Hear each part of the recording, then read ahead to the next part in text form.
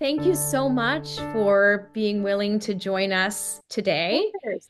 Maddie is a OT, occupational therapist, and she has been my son Damien's OT for the past 2 years, has it been? Yeah, I think so. Yes. Almost at least. Yeah. And I just wanted to start with a quick story before I let you kind of jump in and share your Mhm. background and expertise and all that. Uh, I myself didn't know a lot about occupational therapy. I had heard about what it was. When Damien was little, he used to hold his hand under his body and kind of just propel himself forward with his right side. And it was explained to me in the beginning that OT is going to help him to kind of open his hand and all of that good stuff. And so started on the OT journey. But fast forward, I'm going to say when Damien was about a year and a half old, maybe a little bit older, or something like that, he got a regular virus. It wasn't COVID, it wasn't the flu. He just got run-of-the-mill virus. And we brought him into the pediatrician. And next thing we knew, we were in an ambulance being sent to the ER. His oxygen levels had dropped so low that he was in a life-threatening situation. And we were in the ER for 3 days. It was terrifying. And when he was finally okay, he was on oxygen. He was, given all these different protocols that they go through. My sister knows a lot more than I that. Um, but the doctor had told me because he has CP, he's going to struggle with his breathing because of his lungs and coordinating whether to breathe or swallow. And so when this happens, when he gets a virus, just come back into the ER and we'll get him back on oxygen. And I thought to myself, I can't, no, I can't do this. That's crazy. Like, And I remember coming to you with that and saying, is there anything we can do for his lungs? And you said, yes. there sure is. And you started working with him on his lungs. And one of the first sessions, you had him on a swing and you were just holding right under his rib cage. And you started doing a lot of therapy to kind of increase his lung capacity. And within a short amount of time, I'd say a few months, when Damien got, I'm getting emotional just talking Oh, about I it. know. But when he got sick again, he did not have to go to the ER. His oxygen levels were fine, Yeah. and so that is something that really opened my eyes to just what OT can do. And I'm Mhm. so grateful that you were the type of occupational therapist that had the expertise to make that change for us and our family. Yeah. Yeah. So thank you. So if you could just kind of start about how are you different? How did you get into OT? Just talk to us about your background, your training, and all that. Yeah. So I actually have known like my whole life I wanted to be an OT because my mom is a peds OT. So I would always like anytime I was sort of sick, I'm like, can you just take me to work instead of stay home? Like I always just wanted to follow her. I didn't want to go to summer camp. I just wanted to go to work with my mom. So I had a great role model, all through growing up. So I feel like I've always sort of been involved in the, pediatric community. Um, so I went to school.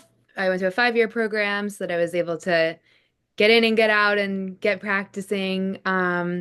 And then it really, I went to a great school and I don't discredit that, but I think really where I have grown has been at my field work at Elizabeth Seton, which is a school and an outpatient up in White Plains. And then through the Smile Center where I work now, it's really about finding the right places and the right people who are gonna, help you on your career path. So at the Smile Center where I currently work, we really focus on like three main tenants.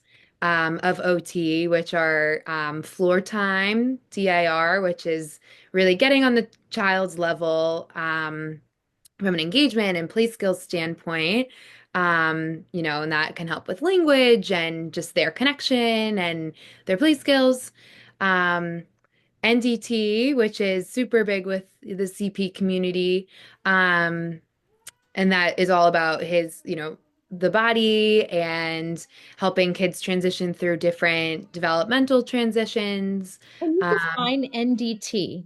yeah, neurodevelopmental technique. Um, so it's all about um, kind of training your brain to use the body in a certain way, and really focusing on getting kids to use muscles in the right way and prevent compensatory patterns that a lot of these CP kiddos end up with, trying to kind of break those patterns and to prevent pain down the line, and try to keep the body functioning and help them progress into their goals. And then the third tenet is sensory integration. Um, which is more than just the five senses that we learn in elementary school. It really ends up coming down to the two most unknown senses, the vestibular and proprioceptive sense, are really the two big ones that we focus on and see a lot of kiddos having a hard time with. And with, the CP community, these kids a lot of times are not moving around as much as a neurotypical child would. So um, that can really impact the way their body learns to process movement. So I Yeah. know Damien, for example, like got used to get really car sick. That's related to the vestibular system. So we've worked really hard on trying to increase his tolerance to vestibular input and kind of get all that integrated in there to improve his Mind body talking awareness. a little bit about vestibular and Hmm. proprioceptive. Yeah, yeah. When I first learned it, I literally had to just read lots of articles, and it just Mhm. um It's a confusing because lot to like unpack. Yeah. not one that we learn, as a sense. It's like one of those hidden ones. So Yeah. vestibular is knowing where your head is in space. So it's those like inner ear canals and crystals that you probably hear about if you know someone who had vertigo. Um, but I get car sick, so that means that my vestibular system isn't functioning adequately, even though like I'm, a neurotypical person. Um, so and it really is involved in body awareness. So it's knowing where your head is in space, but also contributes to your whole body. So say like your eyes are closed and you're in the car and the car starts moving. The reason you knew the car started moving was because the fluid in your ears moved because you started propelling forward in the car. Um, so that's that kind of vestibular sense. You'll feel it on swings. I got on a swing recently at a park, like a big swing where I could go really high, and I was like, "Oh, I do not like this." It's crazy how your system evolves over time. As adults, we're much more stagnant as we were as kids. We're not on swings, we're not in gymnastics and flipping around, so kind of goes down a little bit That's as. what you're doing at Smile. You're doing all the swinging, Mhm. and the Yep. swinging really helps regulate the vestibular system. Yeah, yeah, and that can then in turn help kiddos regulate their, emotions, their body, kind of organize themselves depending on the type of swinging you do. If you spin, it activates your core. So sometimes I'll spin Damien and then do a core exercise so that it's like extra on for that exercise to get extra strengthening. And then the proprioceptive sense is knowing where the rest of your body, your muscles and joints are in place. So distinguishing between like a light touch and a squeeze, that's um, your proprioceptive system is doing that for you. So muscle tone can really play a role in proprioceptive input too. So, some kids with CP have high tone, some have low, some have mixed, and that really impacts their ability to use their proprioceptive system adequately because their muscles aren't and joints aren't lengthening and shortening, in the typical sense. So those are two big ones that we really focus on. And it all depends on the kid, to tease out like a lot of times both are impacted, but a lot of times it's like a chicken and egg situation, like which is causing Yeah. what. Um, so yeah, it's definitely super helpful when OTs are more familiar with that whole sensory integration piece. And something else that I think is really neat about the place I work is that we focus on a bottom up approach. So, say Damien has a hard time like pulling his pants up after going to the bathroom. A bottom up approach is looking at the like why is he having a hard time and addressing the needs there. So is it balance from his vestibular system? Is it um, muscle weakness? Is it lack of range of motion? And focusing on it from there as opposed to like jumping right to, well, The let's, result. yeah, the result. I guess that wasn't like the best example. No, it's a great example. But I mean, I remember when you said we had an interim teacher that you were very vocal about, which I so appreciated, that she wanted him to write. yeah, And he was like, he was hand having, over so she hand. kept at it with like holding his hand to make, the his name and write it. And first of all, he's very young, Right, but also when you take that bottom up approach, it's like, why is he struggling to hold the pen? right. He's trying to manage sitting in the chair. Mhm. Which of these, things is giving him that struggle? Right. And we hear that because, as you said, like everyone just kind of is like, oh, T, fine motor, tabletop, handwriting, like Right. using your hands, but, using having distal, like your finger mobility and precision is all about, as you said, like your core.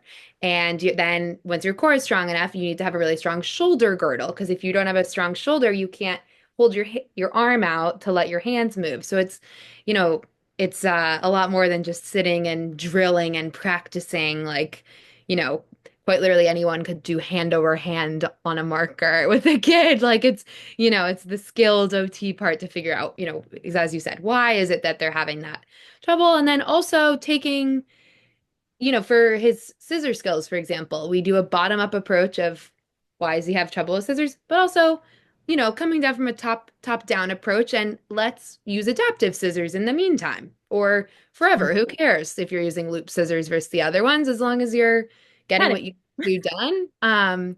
But I think it's super important to look at it both ways. So, long-winded, but that's I'm really lucky to have found a place that was able to guide me in that direction and have the mentorship to get me to know all these all these things to help these kids out now. It's just so wonderful to hear about how the whole person is considered. Hmm. Because so often in healthcare, healthcare practitioners view individuals in terms of their disease, Right, right? So you have cerebral palsy, and so these are your deficits. right. And what I'm hearing is, as opposed to looking at what are the deficits and what defines someone as being a child with CP, Yeah. you look at what are the symptoms, but then Hmm. what is the cause of those symptoms? Right. And then how do we address from a whole person perspective, building the strength, building the resilience, ensuring that he's having fun in the process, because that's developmentally when you're 4, you're Right. all about fun. All about fun. And you learn a lot. Your brain is way more likely to learn things and remember how to do it when you're having fun. I think it's something like it takes like 10 repetitions of something if you're having fun Mm. to learn it and get the motor map down and all that, but like 40 to 50 if it's boring. So all about the fun. One of the therapies Damien does, they talk about mapping, giving like, Marie, do you know about that? So, like different areas of the brain are Yeah. responsible for different actions, Right. Right. right? And so, neurons that wire together fire together, right? So, like just trying to teach the brain a different way to go about doing a task. That happens a lot with stroke victims, right? So if one area of the brain is damaged because of a stroke, people can build up their, they can resume function Mhm. because a different area of the brain is going to then take over.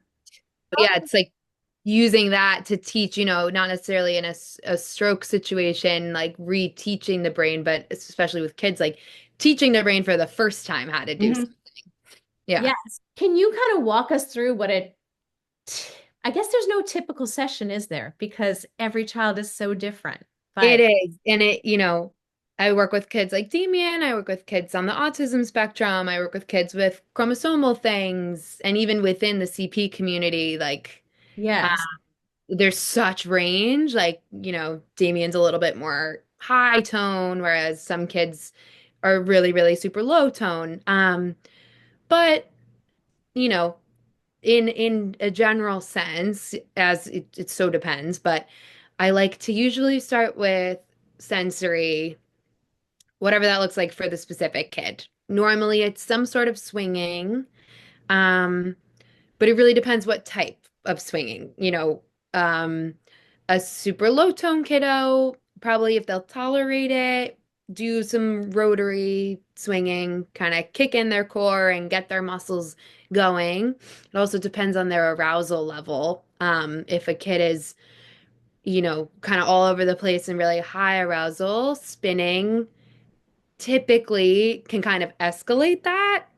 Some kids, it brings them down. It just depends so much. But I like to start with kind of the sensory systems. Let's get those in check and helping us out.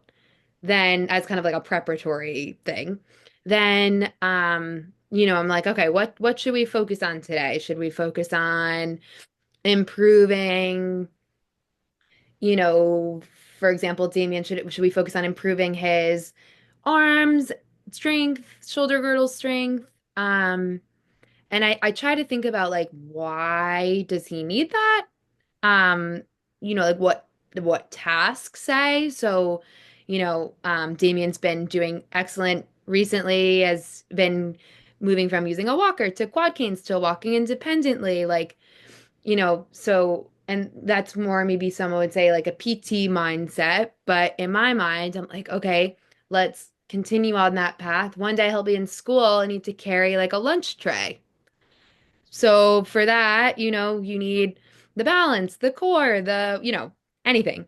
right. Um, but if we're so then I usually will try to go into more of like a NDT technique, whether that's on a ball, a bolster. And what does the NDT, can you walk us through some of the examples of NDT? What did you call it? Uh, Yeah, like a technique. yeah. So it's just an NDT can be done through anything. It's really just ensuring that the kiddo is like moving through whatever it is they're doing in the best alignment possible so that you're recruiting the right muscles for the task.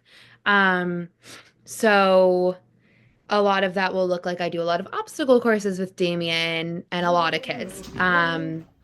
And targeting, what is that thing I want to do that day. So sometimes that'll look like going on your belly over a big physio ball and picking up a piece of a game, and rotating up to sitting, and that's working on their obliques. Sometimes it'll be being on their belly with their arms on the floor over a bolster, and reaching up for a toy and putting it in the game. And that's working on their arm strength, as well as their obliques and core again. Be a common theme in OT, especially core and shoulder girdle. Yeah.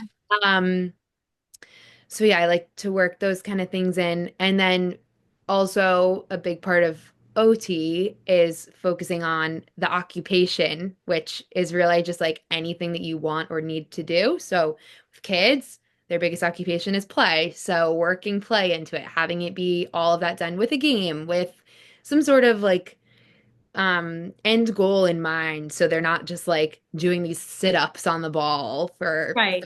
it's like, we're making it fun.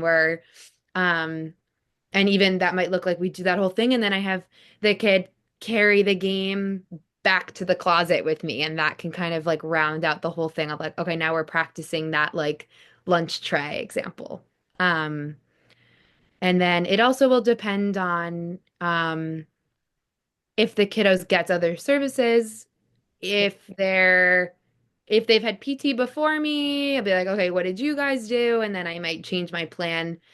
Be like, okay, how can we expand on that?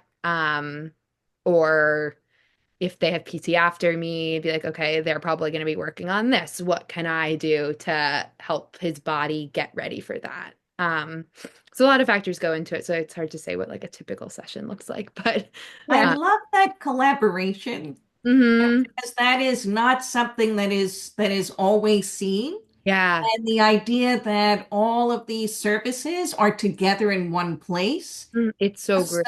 is so special, It right? really, Because then yeah. you have the opportunity as a team Hmm. to say, okay, so these are the goals, and Yeah. you're all working towards that improvement in function. And I think that is so important, just the idea of what occupational therapy is, because I Yeah. think people just say, oh, the my child or my person is going to OT. Mhm. But what exactly is that? And just reminding everyone it is about your occupation. So Yep. it's to help you move towards what your goals are, and Mhm. whether it's work related or play related. I just think that's amazing. Yeah. Yeah. And I talked a bit about, how to prepare for PT, but also speech is super, super important. And going back to the story that Jen told in the beginning, um, another really great thing that I've learned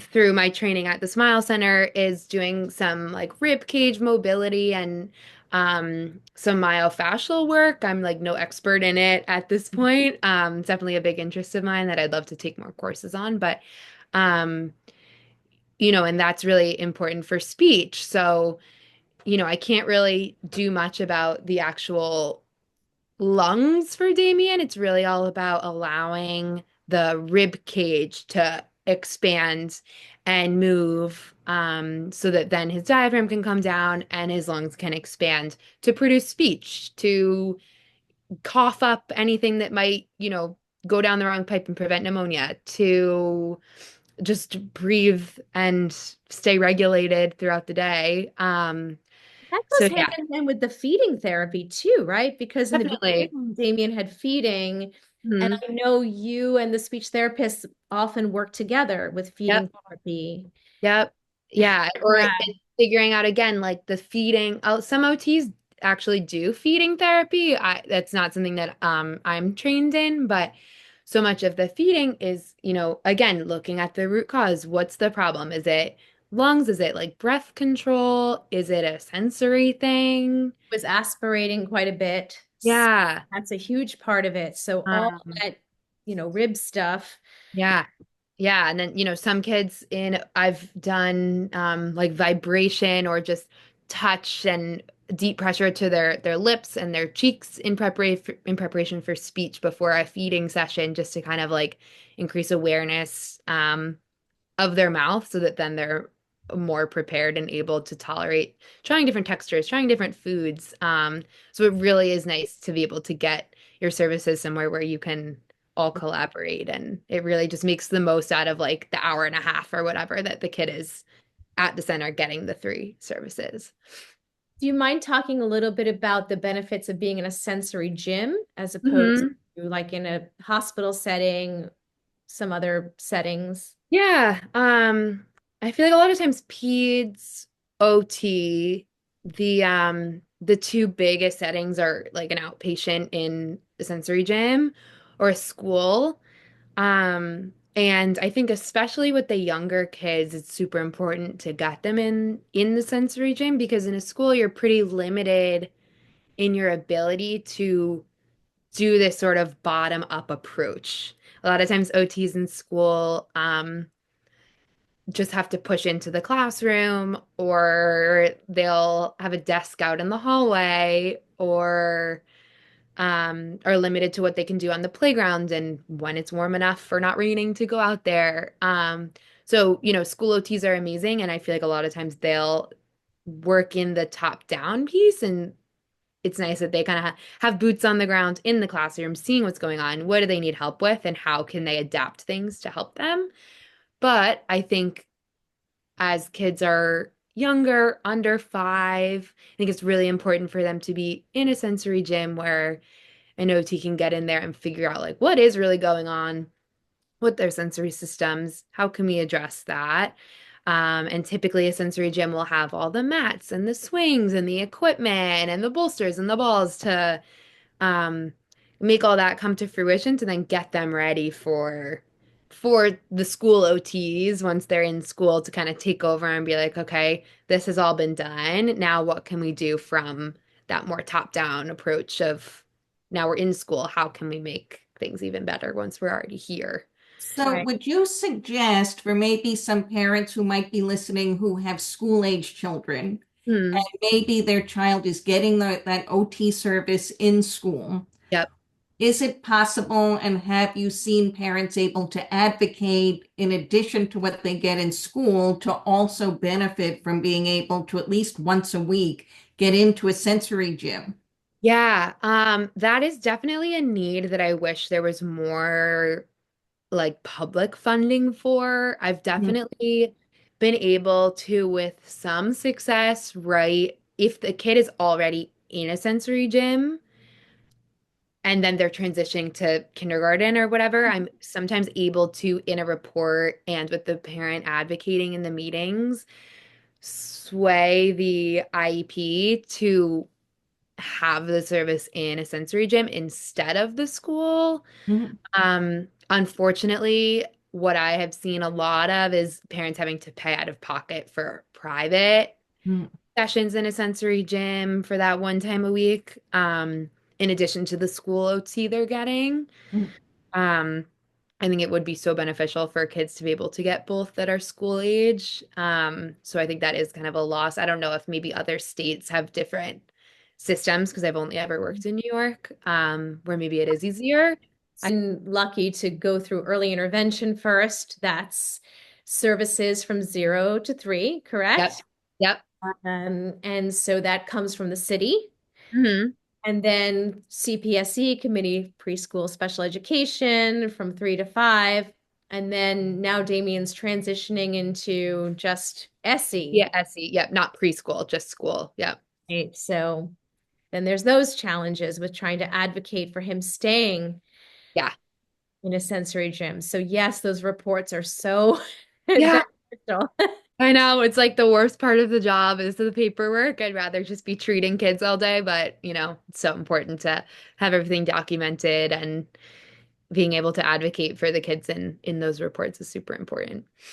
Because I Right. think that's a question that comes up quite a lot because obviously there is so much value and benefit to what OT, PT, speech, all these therapies can do.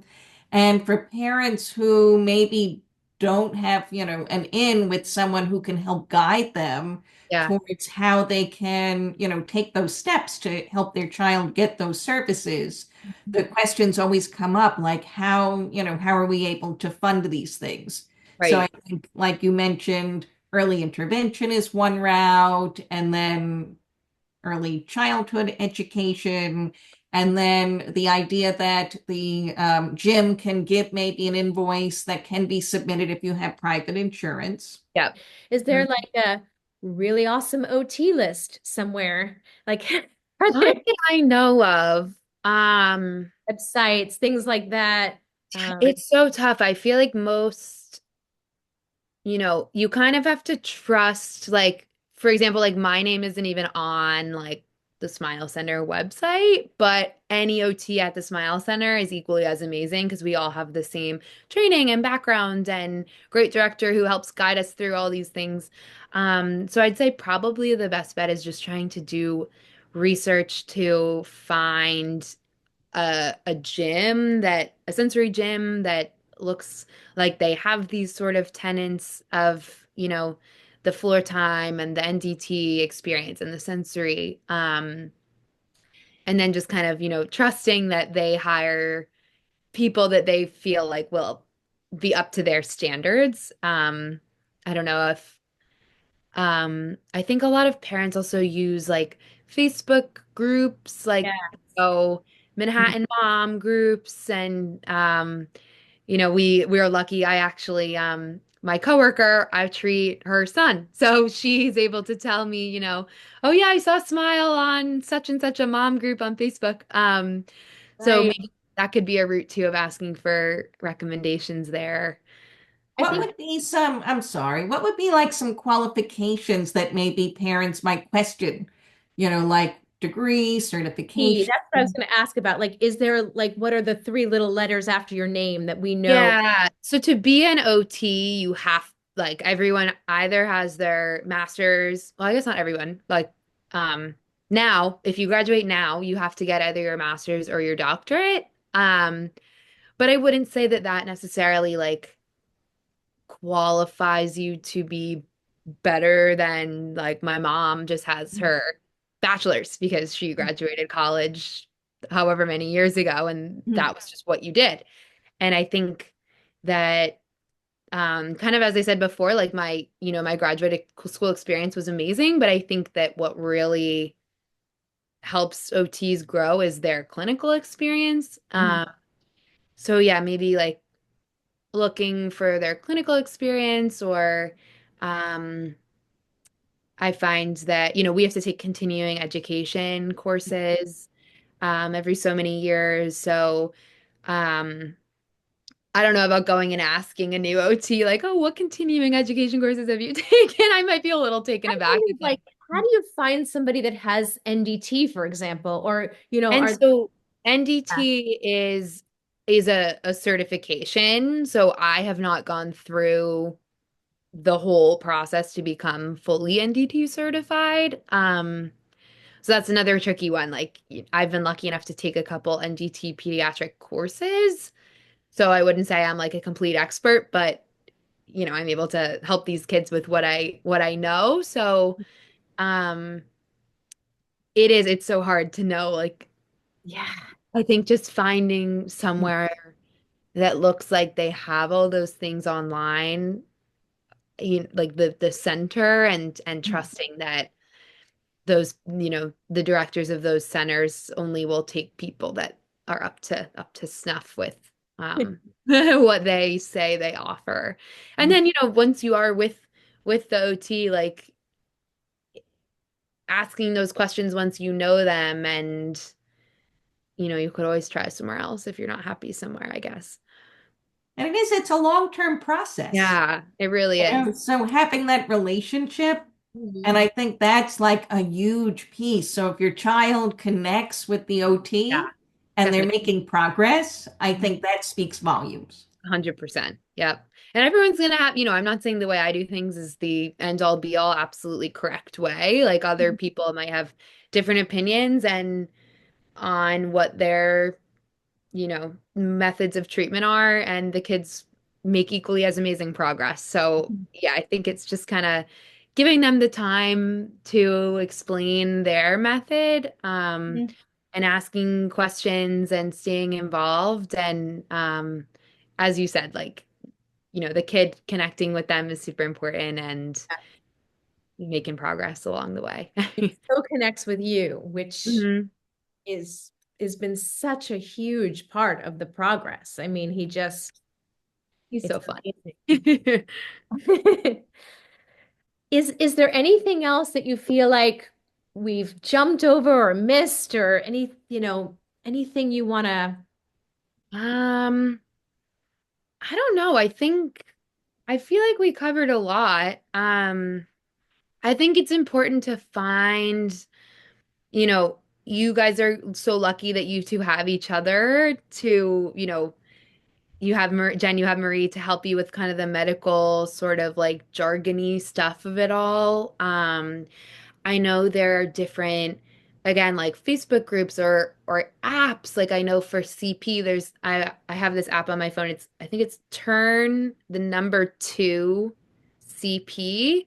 And it's kind of just it's clinicians, it's parents, it's individuals with CP that are just kind of connected by, I don't think it's like the greatest app, honestly. I get kind of confused on it a lot, but you're kind of able to like look up specific things or ask questions. So Mhm. whether it's that app or another, like finding your community of kids that are similar to your kid, whether that's in your area or not, just to kind of, both seek support and guidance on like what is the best thing, what should I be doing, what, equipment could my kid need. And I've seen people like, oh, my kid grew out of this skate trainer, like, does anyone want to buy it for a discount, so seeking out help and trying to find community in that way, I think is super, super helpful.